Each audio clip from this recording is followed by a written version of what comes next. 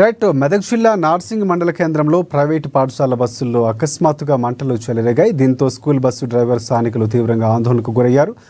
రామాయంపేటకు చెందిన అక్షర techno school bus రోజు మాదిరిగానే విద్యార్థులకు వారి గమ్యస్థానాలకు చేర్చింది. అనంతరం స్థానికంగా ఉన్నటువంటి వేణుగోపాల స్వామి ఆలయం వద్ద బస్సును పార్కింగ్ చేశారు. డ్రైవర్ కాసేపటికే షార్ట్ సర్క్యూట్ కారణంగా మంటలు చెలరేగాయి. అప్రమత్తమైన డ్రైవర్ ఫైర్ సిబ్బందికి సమాచారం అందించారు. ఘటనా స్థలానికి చేరుకున్న అగ్నిమాపక సిబ్బంది మంటలు అదుపు చేసి అగ్ని కిలలు ఎగిసిపడినటువంటి సమయంలో బస్సులో విద్యార్థులు ఎవరూ లేకపోవడంతో పెను ప్రమాదం తప్పింది. దీనిపై పోలీసులు కేసు నమోదు చేసుకుని దర్యాప్తు చేస్తున్నారు.